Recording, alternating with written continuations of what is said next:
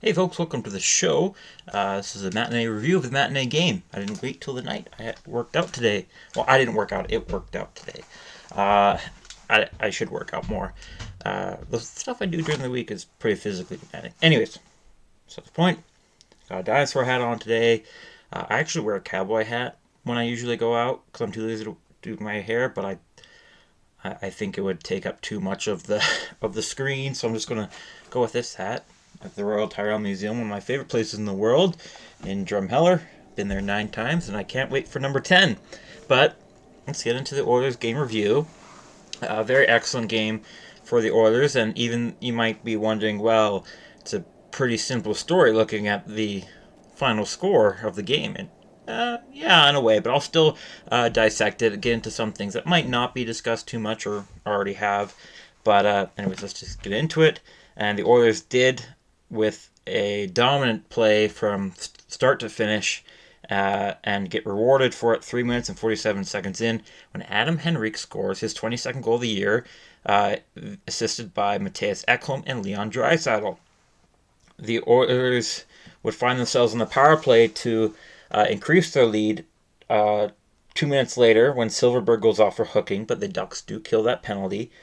Gibson is showing a few signs of his old self early in the game. He makes some notable saves, but the Oilers are still dominant, and you can kind of feel like it's only a matter of time. The Ducks find themselves on a power play after their old legend Corey Perry goes off for holding 11 minutes and 43 seconds into the first, but that penalty is also killed. The Ducks power play is barely noticeable. They get pretty manhandled by the penalty kill. The Oilers penalty kill is very good, so it's not so much a Ducks not having a good power play as it is Oilers penalty kill being really hot. About a minute after that penalty is killed, Connor McDavid breaks free on a breakaway, and he scores his 28th goal of the year, and it's assisted by Hyman. In slow motion, you can see he gets slashed, but I didn't expect the refs to see it. I didn't see it when it happened. It just one of those things when you slow down McDavid's game, how often he gets slashed, because it looked like the stick was just out there to try to poke McDavid's stick, but eventually you realize the stick went up to McDavid and hit him, but he's so used to it, and he's so tough that it doesn't matter. He looked unfazed, and it's a 2-0 game. You probably already saw it on the highlight reel and everything online.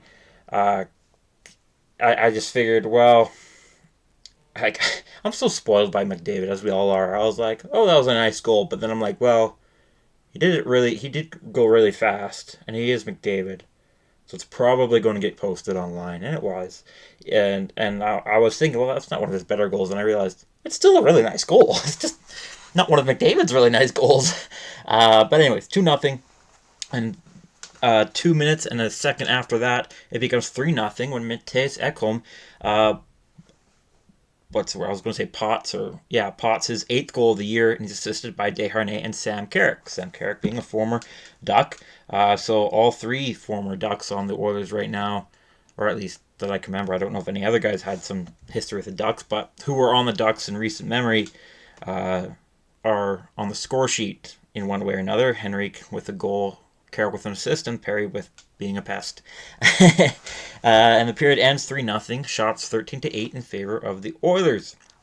The Ducks do a better job of keeping the shots pretty much even 5-on-5, but it's not good enough. The Oilers score twice during this second period, including on a power play after Leeson goes off for high sticking 8 minutes 20 seconds in, and then just over a minute into the power play, McDavid scores his second of the game, his 29th goal of the year, and he's assisted by Bouchard and Draisaitl, and now McDavid has sole possession of the league lead in points. We thought we'd finally see a year where he wasn't, but he's right back on top. Granted, Kucherov and McKinnon are both playing tonight, so by the time you see this video, that might have changed. I don't know. I know McKinnon's playing right now. I haven't checked if he's scored yet. But at the end of the game, McDavid was 1 point ahead of both of them. Because he's at 123, I believe, and McKinnon and Kucherov are tied at 122. Around there. If I'm wrong, the numbers are going to change by tonight, probably, if not Monday. So it's all whatever. Still a close, tight race. It's fun. It's a three-way race, kind of fun, but McDavid, again, point leader. It's crazy. Just insane. Anyways, back to the Oilers game. Just over 4 minutes out of the end of the second period, Warren Foegele scores his 17th goal on a breakaway after a beautiful breakout pass via Mattias Ekholm, and Desharnais also gets an assist on that play. As good of a game as McDavid is having, Ekholm is having a better game, and it extends into the third. So the second period ended with Oilers only outshooting Anaheim by 1, 12-11, which is kind of impressive on Anaheim's part that they were only outshot by 1 despite the Oilers having a power play, but at the end of the day, they still allowed 2 goals to their own 0 during that second period, and now it's a 5-0 game heading into the final frame. In the past, the Oilers have struggled keeping momentum, not finding a balance between not embarrassing the opponent and taking their step off the gas. Like, you don't want to take your step off the gas, so to speak, or because then you allow the other teams to get into it, and you don't end as well as you'd like, and then you'll probably get to talk from your coach, but you also don't want to embarrass the other team because, one, you don't want to come off as jerks, and you don't want to give them reason to give you bruises you don't need and all that kind of stuff. And it's not just an Oilers issue. The Oilers were notable for that issue, but a lot of top teams will do that. The Oilers didn't do that this night. They had an excellent third period. The Oilers get a power play opportunity from a former Oiler who I liked, William Lagesson. It's called for hooking just over 90 seconds into the third. That penalty is killed. But the Oilers do get on the board 6 seconds past the 7-minute mark when Zach Hyman pots his 52nd goal of the year, assisted by McDavid and Bouchard. I lied. I believe it was that assist that put McDavid over Kucherov and McKinnon, not his second goal. And then there's a bit in here, I'm trying to remember if it happened in the second. It happened in the second, so I passed over it. I didn't really note it down because it wasn't super notable, but now that I'm talking, I kind of wish I did mention it. It was a weird play.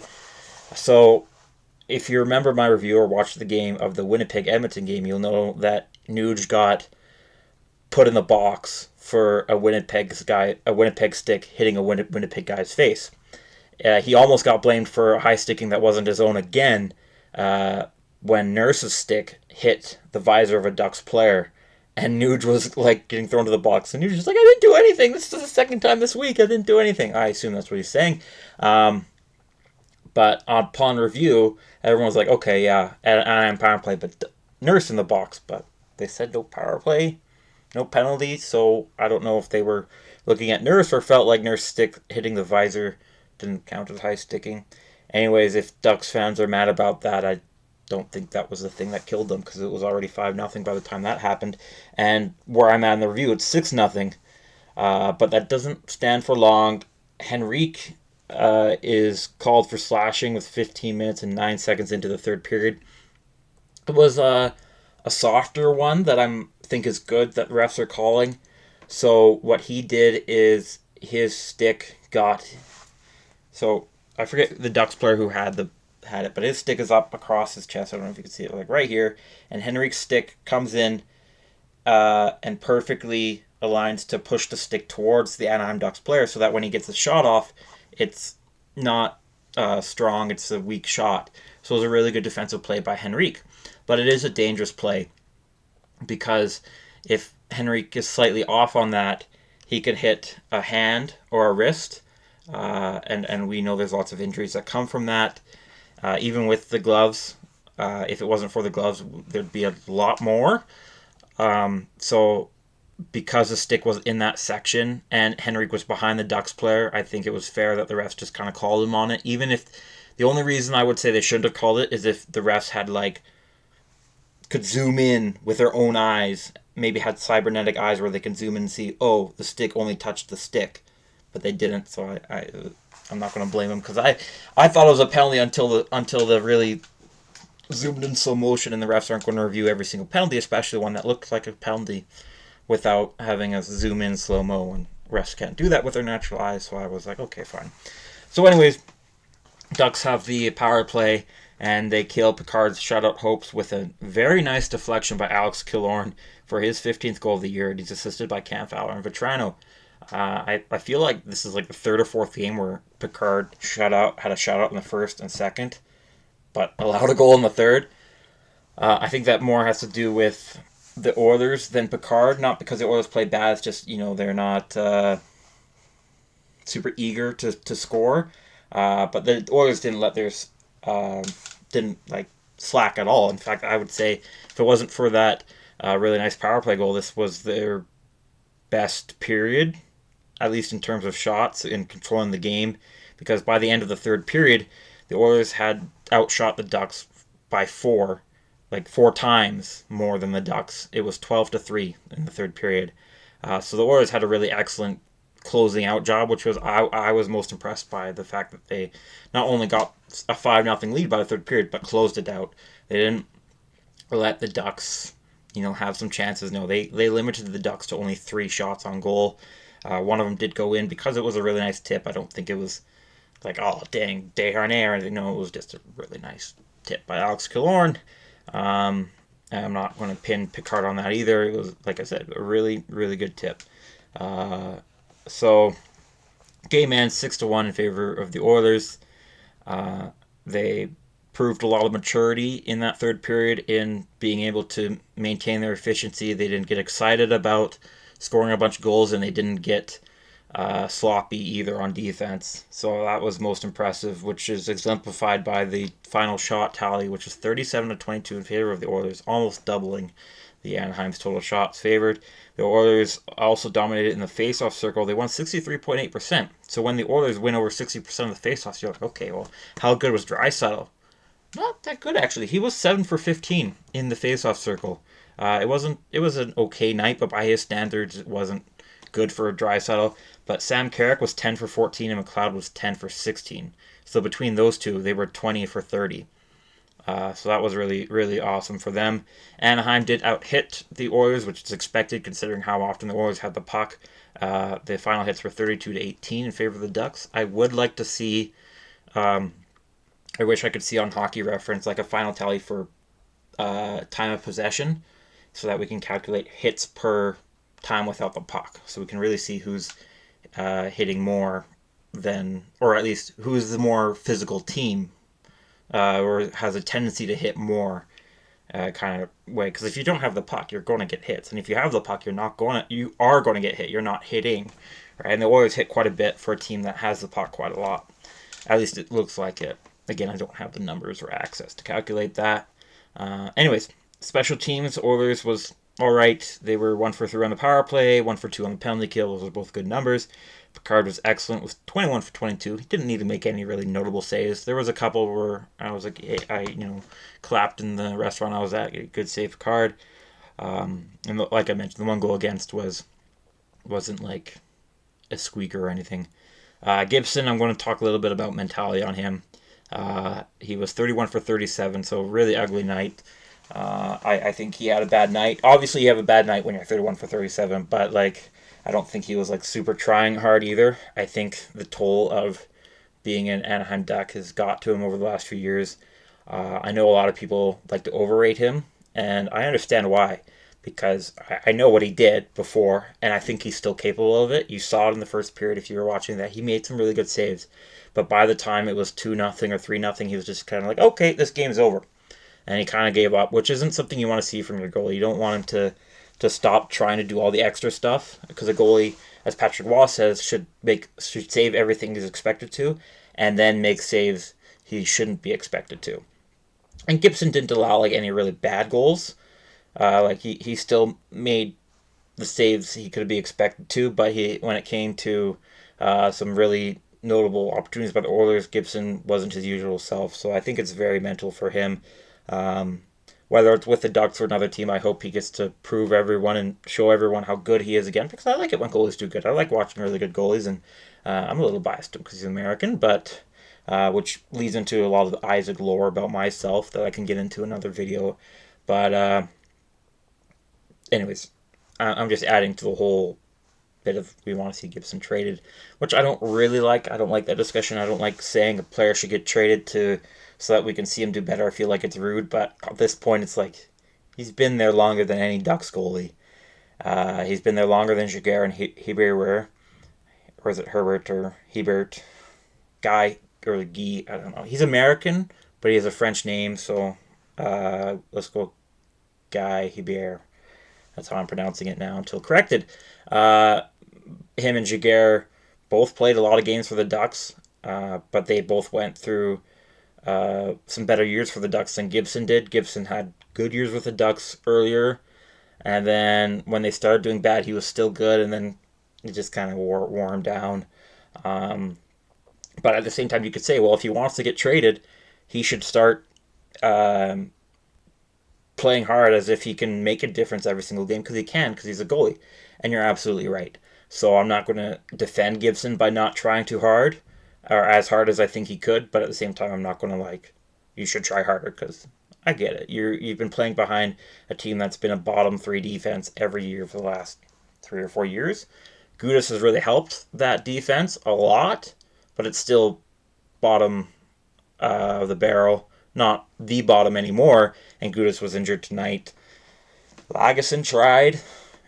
Fowler, I've always liked Fowler, but he's not enough either. So Mintyukov is young and good. So they have young defensemen on their way, but until then, it's not good to see from Gibson any of this. So those are just my quick thoughts on Gibson and where he's at. I fully believe that he would have an excellent season if he goes to a team with a consistent defense. But that doesn't excuse him either from not trying all the time either. Um, Anyways, back to the game at hand. The 3 stars I picked. We're going to start from the bottom. I picked Desharnais for the 3rd star. There was lots of guys who had multiple point games. Desharnais had 2 assists, 2 shots on goal, 2 hits, and just over 21 minutes of ice time. I chose him because of all the guys who had 2 points. I felt like his defense was the best. 2nd star, you might have expected Connor McDavid to be first, but I chose him to be second. He had 2 goals and 1 assist and 7 shots on goal. So the best offensive player, and he had a block. Didn't have a lot of ice time and wasn't needed to because he delivered on his 15 minutes and 49 seconds of ice time. So again, he wasn't required to by any means. 1st star was Mattias Ekholm, whose offense wasn't far behind McDavid tonight. He had 3 points as well. 1 goal, 2 assists, and 4 shots on goal. Defensively, he had 3 hits, 1 block, and nearly 26 minutes of ice time. And the reason for that is because Kulak was injured early.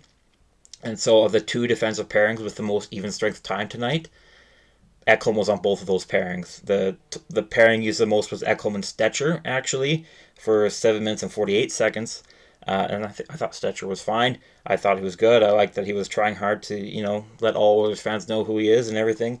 And the second most used even strength pairing was, of course, Ekholm and Bouchard with 7 minutes and 5 seconds.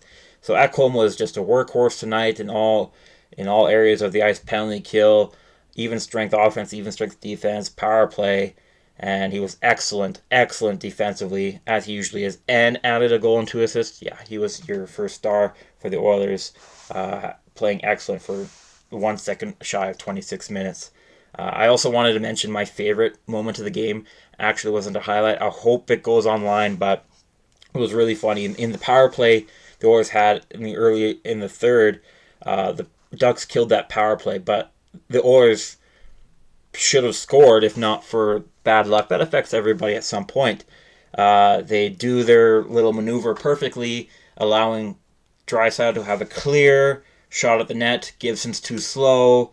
It's one of Draisaitl's easier power play slap shot goals from the face-off circle. You've seen it all before. But it doesn't go in because as he goes down to one knee and slaps it, I almost said snaps it. As he goes down to one knee and slaps it, his stick breaks. The first end goes flying and and he doesn't get up. He's just like frozen there for like a couple seconds, like just shocked. Like that was going to be the easiest goal of the he's had in a very long time. He's had 21 in the last 28 coming into this game, and he did everything. The entire Oilers power play did everything right for this to happen. It doesn't happen because the end of his stick just goes flying, and he's just frozen there for a couple seconds, like what? And then he kind of throws his stick away with a flick of the wrist. It was just funny. I thought it was funny. I got a chuckle out of it. I would have been mad at it if the Oilers were like down, but because we were up 5-0 at that point, I was laughing. I thought it was funny. He's a funny guy. Anyways, that's it for this review. That's gone a little longer than I usually. I try to keep this around 15 minutes, but I know I went on about Gibson and some stuff. But great game for the Oilers tonight. I don't think there's much to comment on the Ducks side of things. It's kind of business as usual lately, unfortunately for them. I feel like they're getting closer, but it's just been yet another bad year. We'll see how they are next year. But again, this is about the Oilers, not the Ducks. Though I'd like to talk more about the Ducks here and there, but I've already passed the 20-minute mark. I've already discussed lots of Gibson, John Gibson, and young defensemen and all that kind of stuff. So, at the end of the day, great game for the Oilers. In all facets of the ice, they had an excellent game, didn't allow the Ducks to get back into it. And they are rolling with yet another win for the Orange and Blue under Knobloch. And that's it for me right now. I am working on some projects, more analytical projects, because I know that gets more views. They're more interesting to me. I enjoy them. I understand why they get more views. They just take longer for a guy who doesn't have all day to research them. But anyways, that's it for tonight or today. It's still not night yet. I usually am recording this at midnight, but it's only 5:42 my time right now in the afternoon. Anyways, thank you so much for watching. Please like and subscribe if you think I've earned it. Comment your thoughts, how you thought it went today, or anything on your mind, really. And please subscribe and turn on notifications if you would like to see more. I think you should see more. I think I'm awesome at this. Whatever. It's up to you at the end of the day, and I will see you when I see you next.